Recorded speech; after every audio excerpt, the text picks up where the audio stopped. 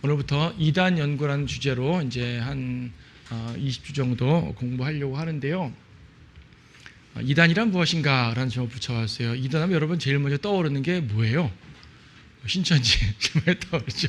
하나님의 교회, 여호와의 증인. 옛날엔 여호와 증인이 제일 많이 떠올랐는데 요즘에는 여호와 증인들이 생각보다 많이 활동을 안 하는 것 같아서 잘 안 떠오르는 것 같아요. 요즘엔 신천지가 제일 많이 떠오르죠. 자, 이 시간을 말하는 것은 강조할 제목 자체가 그냥 이단 파헤치기 이런 것이 아니라 이단 교리 집중 연구라고 잡았어요. 사실 우리나라에만 해도 신흥 종교들이 얼마나 많습니까? 그런 이단들을 다 하나하나 파헤치다 보게 되면 한이 없고요. 그래서 저는 그 각각의 이단 교회들을 파헤치는 것보다는 교리 집중으로 다루게 될 겁니다. 그렇게 함으로써 이제 몇몇 이단 교회들을 따지면서 하겠지만은 결과적으로는요, 성경 교리를 올바로 세우게 되면 이제 분별할 수가 있는 거죠. 왜냐하면 이단들끼리 또 겹치는 교리가 되게 많아요. 겹치는 교리가 많기 때문에 그 이단들을 다 다루기보다는 이제 그 중심에 교리적인 옳고 그름을 봐서 성경적으로 왜 틀렸다, 왜 옳다 이런 말들을 제가 하려고 합니다. 자, 먼저 오늘은 서론격으로만 드릴 텐데요. 이단이란 무엇인가? 이단이라는 것은 일반적으로 말할 때, 일반적으로 이단의 정의를 말하면 정통에서 벗어난 자들 혹은 그 교리를 이단이라 그래요. 정통에서 벗어난 거. 정통 아니면 이단이죠. 근데요, 이렇게 하면 질문이 생겨요. 정통이란 무엇인가? 뭐가 정통이죠? 그 사람들은 각자 자기 정통 교리를 세워놓고 여기에 벗어나면 이단이야라는 생각을 합니다. 가장 보편적인 것이 이제 카톨릭이죠. 카톨릭이 정통인가요? 아니잖아요, 그렇죠? 카톨릭 정통 아닙니다. 그럼 뭐요? 그럼 개신교가 정교회가 정통이에요? 카톨릭이라는 말은 보편적이라는 말이고 정교회라는 말은 오토독스 그 자체가 정통교회라는 뜻이에요. 자기네 이름 자체가 정통 아닙니다. 그럼 개신교가 그럼 정통일까요? 아니잖아요. 잘못된 교리 많다는 얘기예요. 에큐메니칼이 정통이에요? 당연히 아니죠. 아닌 게 아니라요. 우리는 이제 에큐메니칼을 나쁘게만 생각하는데 일반 교회들에서는 에큐메니칼 되게 좋게 생각해요. 왜 좋게 생각하냐면은 교회들이 서로 분열되고 싸우니까 하나도 된 얘기잖아요. 그래서 각 교단마다 조금씩 다른 교리들이 있잖아요. 감리교, 장로교 좀 다르잖아요. 근데 그런 것들 약간 지역적인 거 다 빼고 공통적인 것만 모으자 얘기죠. 그게 정통이라고 생각을 하는 거예요. 그래서 에큐메니칼 공회에서 어긋나면 그는 정통에서 벗어난 거다라고 판단을 해서 어떤 이제 학자들은요, 어떤 기독교 학자들은 이단의 정의는 에큐메니칼에서 벗어난 게 이단이다라고 딱 그렇게 정의를 해버려요.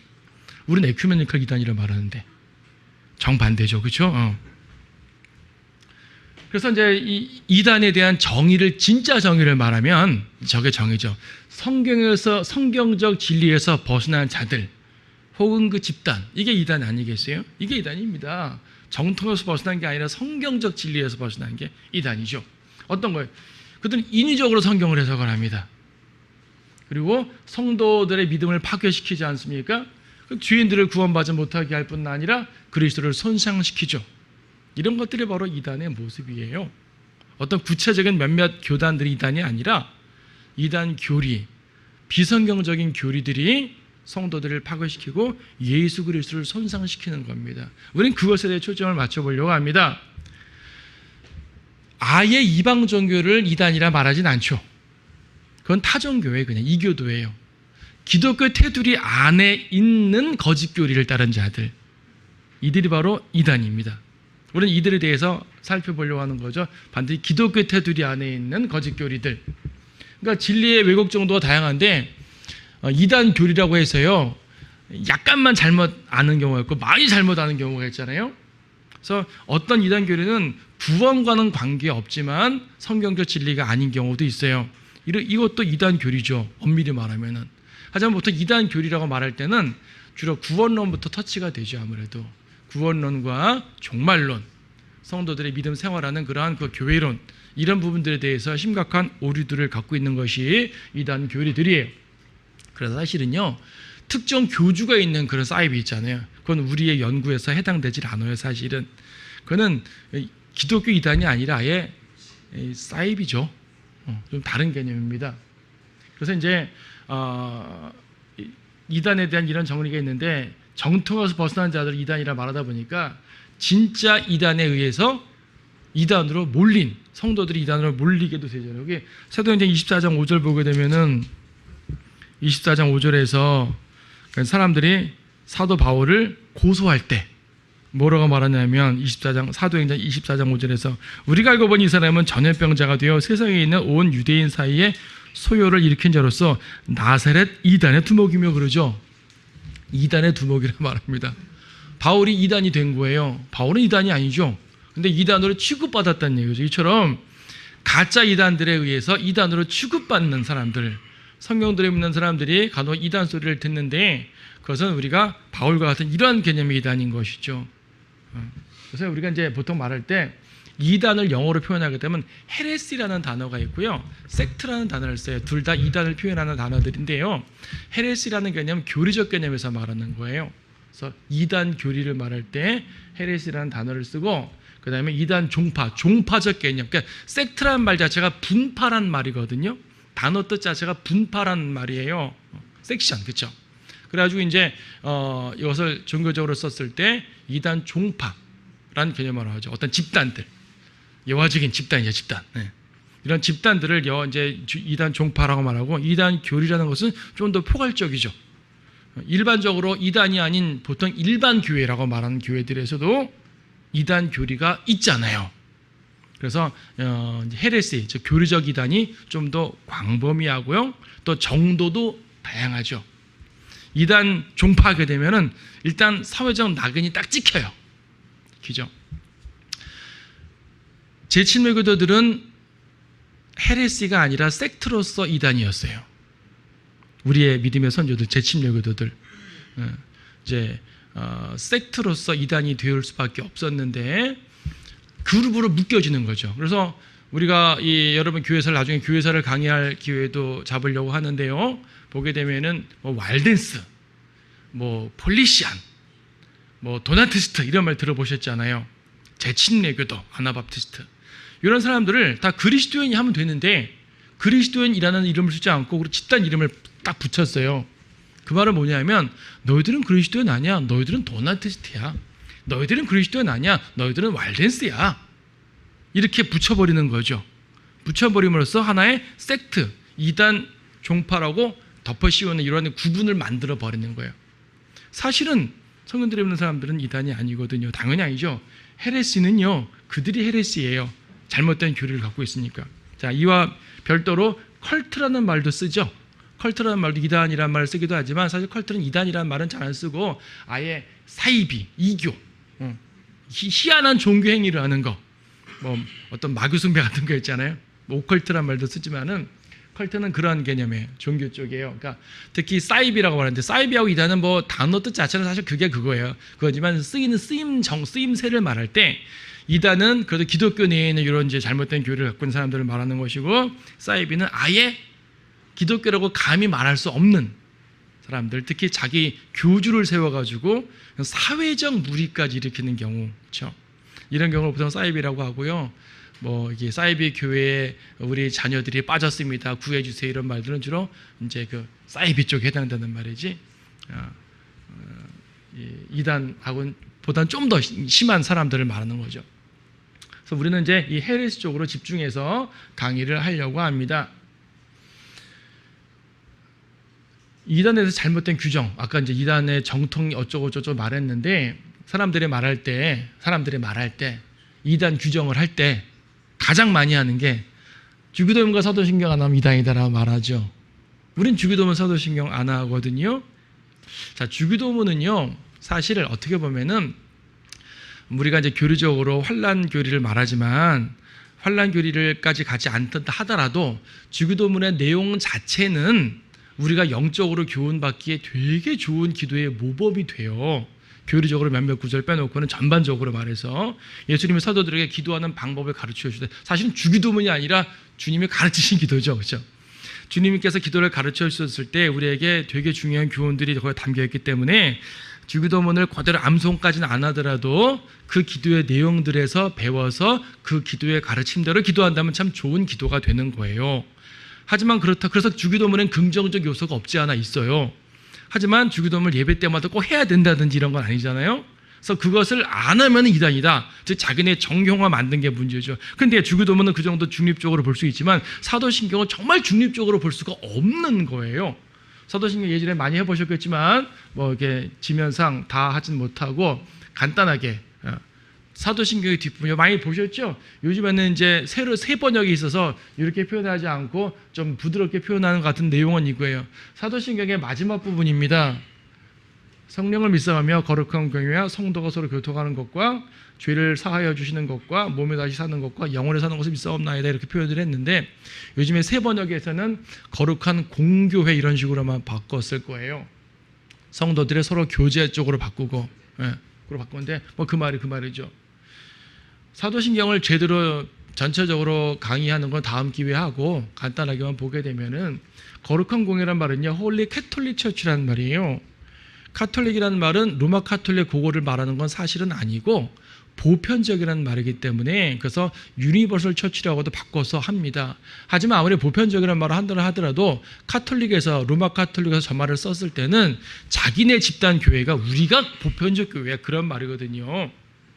자기네 교회의 유일성을 말할 때 하는 말이에요. 교회의 하나됨. 그러니까 에큐메니컬 공예라는 얘기죠. 에큐메니컬 신조라는 얘기예요.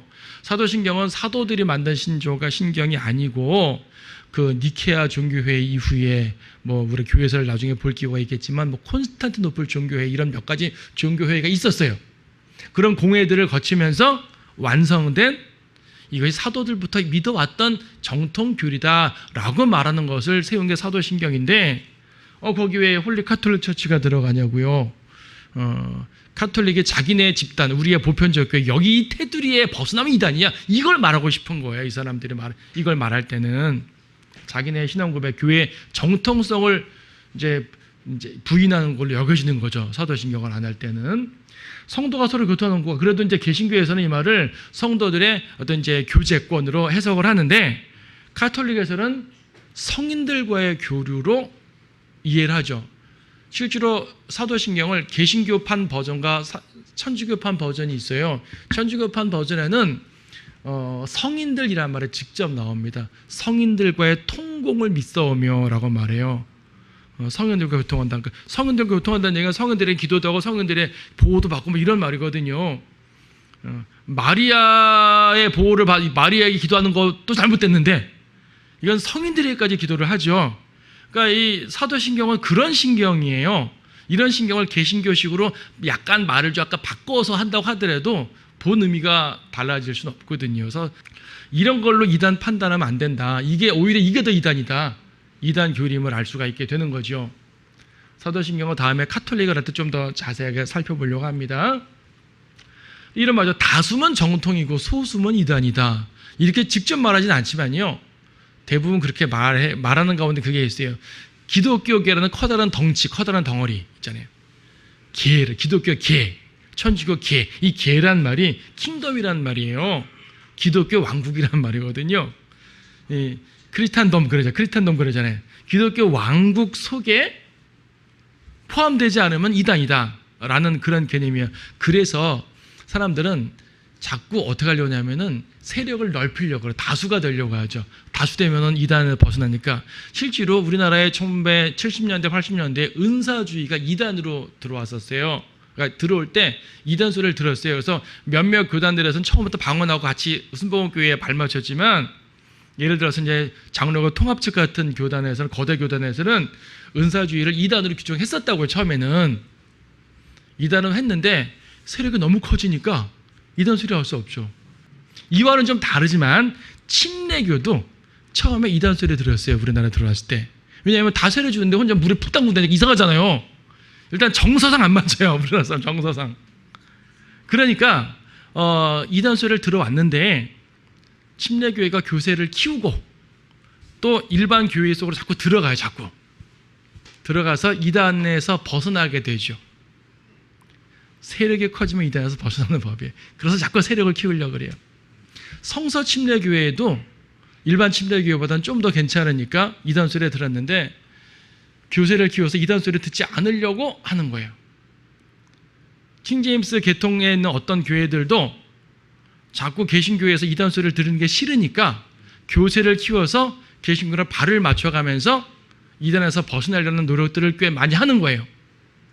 노력을 한다고 되는 것도 아니지만 그런 목적이 뭐냐면 이단에서 벗어나려면 성경으로 들어오는 것이 맞고 성경적 기치를 세워서 우리가 옳고 당신들이 틀려서 교리적으로는 그렇소라고 말해야 될 터인데 그것이 아니라 스며들어가려고 하는 거죠. 세력 속에 들어가려고 하는 것. 이건 옳지 않은 자세가 되겠죠. 또 뭡니까? 첫 번째랑 비슷한 표현일 수 있겠지만 기성교단들의 보편적인 것을 따르지 않으면 이단이다. 이런 생각들을 많이 해요. 새벽 예배, 새벽기도 안 한다 그러면 당장 이상한 교회 아니에요? 당장 그렇게 말하죠. 저희 교회는 방언 안 해요. 이상한 교회 아닙니까? 당신 교회 좀 이상해요. 이런 말 듣는 거예요. 각종 절기도 우린 크리스마스도 안 하고요. 부활절도 안 하고요. 추수감사절도 안 하고요. 당신네 교회 참 이상한 교회요. 이단 아니요? 이런 말 하죠. 각종 교회 전통들이 꽤 많은데 그런 걸 안 하잖아요. 자, 이런 걸 이단이라 말하기 전에 그런 전통들이 성경적인지 먼저 따져봐야 되는데 그래서 많은 교회들이 교리 공부를 안 시키죠. 교회 전통 속으로만 가두고 교회에 이제 교회 생활을 잘하면 된다는 식으로 말하는데 우리는 바로 그런 모든 것들 때문에 교리적 접근을 하려고 하는 거예요. 자, 이단을 대할 때 여러분들, 그러니까 이건 진짜 이단을 대할 때 어떻게 됩니까? 성경을 공부하셔야 됩니다. 반드시 우리가 이것이 성경을 공부하는 이유입니다. 디모데후서 2장에서 분명히 말씀하고 있는 것은 성경만이 우리에게 진리를 가져다 주죠. 2장 15절 내가 진리의 말씀을 올바로 나누어 자신이 하나님 앞에 부끄럽지 않은 일꾼으로 인용받도록 어떻게 하라? 공부하라. 이 킹제임스 성경에서 스터디라는 단어가 딱 2번 나온다고 말씀드렸잖아요. 스터디가 딱 2번 나오는데 한 번은 전도서 12장에 나오고 한 번은 디모데후서 2장에 나와요. 전도서에 나오는 스터디는 뭐냐면 많은 책을 짓는 건 끝이 없고 많은 공부는 몸을 피곤케 하는 이라 그러잖아요. 세상 학문의 무용함. 필요에 따라서 세상 공부 당연히 해야겠지만 우리 학생도 있는데 세상 공부 해야죠. 수능 공부 안 하면 안 되겠어요? 공부를 하긴 해야지만 세상 공부는 궁극적으로 무용하게 되는 거지만 성경 공부는 궁극적으로 영적 유익을 주는 거라는 사실을 강조합니다. 하나님 말씀만이 무기예요. 그래서 바른 성경 지식만이 이기죠. 그래서 디모데 후서 3장 16절에서도 모든 성경은 하나님의 영감으로 주어진 것으로 교리와 책망과 바로잡음과 의로 훈육 교리, 가장 첫 번째가 교리가 나왔어요. 올바른 교회, 성경 교리라는 것은 성경의 체계적인 진리들을 말하는 거예요. 성경에 수많은 진리들이 있는데 체계적으로 세우는 거죠. 우리 보통 조직신학이라는 표현도 쓰지만요. 체계적으로 공부를 하는 거예요. 성경을 쭉 읽는 것도 매우 중요하고 성경 속에 묵상하는 것도 매우 중요하지만 성경의 진리들을 체계적으로 쌓아놓는 것이 매우 중요해요. 그래야지 이단 사상에 무너지지가 않고요. 바른 말씀으로서 이길 수가 있는 것입니다. 바른 성경 지식만이 잘못된 교리들을 이긴다는 사실을 기억하십시다. 하나님 말씀으로 물리쳐야 되는 거예요. 히브리서 4장 12절에서 하나님 말씀은 뭐라 그랬어요? 양날 가진 그 어떤 칼보다 예리한 칼이라 그랬어요. 이 세상에 수많은 칼들이 있겠지만 하나님의 말씀 칼보다 예리한 건 없어요. 혼과 영, 관절과 골수, 생각의 의도를 다 이제 판별한다고 말씀하고 있기 때문에 하나님의 말씀만이 무기죠. 그래서 이 에베소서 6장에서는 성령의 칼, 하나님의 말씀을 성령의 칼이라고 말씀하고 있는데 믿음의 전신 갑옷에서 다른 것들은 방어용 무기지만은 칼은 공격용 무기, 그렇죠? 말씀. 예수님도 마태복음 4장에서 사탄이 시험했을 때 신명기의 말씀을 인용했잖아요. 사람이 빠꾸러면 사는 것이 아니다. 하나님께만 경배하라. 이런 말씀들을 해가면서 사탄을 물러가라면서 말씀으로 칼로 이겼단 말입니다. 예수님은 그분 자신이 말씀이시고요. 계시록 19장에 보더라도 재림하신 예수님 입에서 칼이 나와서 악인들을 멸하신다고 말씀하셨죠. 지금도 말씀의 칼로서 우리에게 무기로 주시는 것이고요. 그래서요, 성령의 칼, 성경이 무기입니다. 이단들을 아예 상대하지 않는 것도 좋은 방법이지만 그렇게만 하게 되면 제대로 되지 않아요.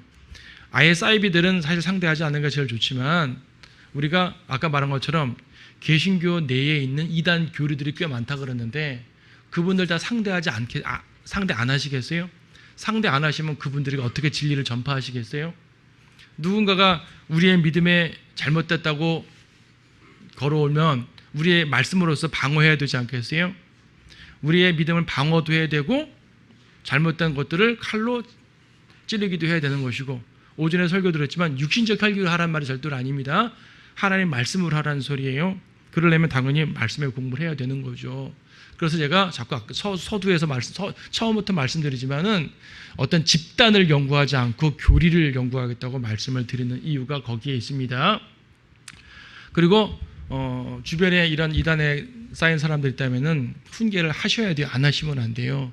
그냥 거절하라가 아니라 한두 번 훈계한 후에 거절하라고 디도서에서 말씀하죠. 디도서 3장 10절에서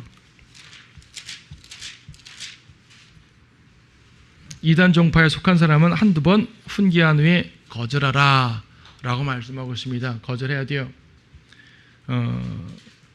같은 3장 9절에는 그러나 어리석은 논쟁들과 족보 이야기와 다툼과 율법에 대한 언쟁을 피하라. 그런 것은 무익하고 헛된 것이라. 훈계하는 건 좋은데 불필요한 언쟁은 삼가야 됩니다. 언쟁은 삼가는 것이 정말 좋아요. 특히 조롱하고 비난하고 비판만 하는 것은 비판일색. 비판은 해야 돼요. 옳고 그름을 가려서 판단은 해야죠. 근데 비방과 조롱은 안 했으면 좋겠어요. 그런 것들은 우리가 이단과 싸웠는데 전혀 유익을 주지 못해요. 그래서 조롱하거나 무력을 사용하는 건 아니다. 여러분 지금은 무력 사용하지 않죠. 근데 옛날 그 17세기, 18세기까지 하더라도 무력을 사용했죠. 중세시대 당연히 무력 사용했고요. 이단을 마녀, 마법사라고 이제 이 모함을 씌워가지고 죽였단 말이에요. 이런 경우가 있죠. 어떤 그리스도인을 저 마녀야 하고 잡아요. 꽁꽁 묶어서 이 돌멩이를 매달고 호수에 빠뜨립니다. 그래가지고 네가 살아나오면, 그러니까 죽으면 마녀니까 죽은 게 맞고, 살아나오면은 마녀의 능력으로 살아난 거니까 넌 마녀 맞고. 죽이기 위해서 그렇게 모함을 씌우는 거죠. 무력을 통해서 옛날에 우리가 알고 있는 일반 십자군 전쟁 말고요, 알비겐스 십자군이라고 별도로 있었어요. 알비겐스를 멸하기 위해서 교황이 파견한 군대가 있어요. 알프스, 피레네 산맥에 쫓아가가지고 숨어있는 이단들을 박멸한 사건을, 그걸 십자군이라고 이름을 붙였어요. 우리가 일반 알고 있는 그 십자군 말고. 자기들이 십자군이래요. 왜?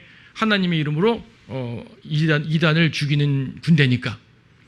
이렇게 해서 이단 박멸을 꽤 많이 했고요. 개신교는 안 그랬냐면 개신교도 그랬어요. 칼빈도 세르베투스를 죽음으로 몰아나고 사형하라고 했다고 그랬지 않습니까? 이단이라고 죽이라는 얘기거든요. 박해를 피해서 미국 땅으로 건너온 청교도들, 그들은 박해를 피해서 건너왔죠. 피해서 건너왔는데 그들이 또 세력이 되네요. 세력이 되니까 그 안에 청교도의 믿음과 다른 믿음을 가진 사람들이 생겼어요. 그들을 또 마녀사냥이에요. 그러니까 이 마녀사냥이라는 표현을 쓰긴 했지만, 마녀사냥, 종교재판 등등의 표현 썼지만, 이 교회사에 상당히 많은 기간 동안에요, 이단들, 소위 이단들, 진짜 이단도 있고 가짜 이단도 있지만 그 이단들을 무력으로 다스리려고 했던 거예요. 자, 오늘날은 무력으로 다스리진 않죠.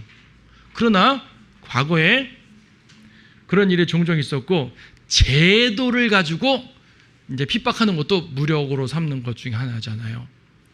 지금 우리나라의 이 개신교인들이요, 정치적으로 자꾸 세력을 뻗치려는 이유가 뭐냐면은 일종의 무천년주의 사고인데, 우리가 즉 교회가 대한민국의 주인이 되어야 된다.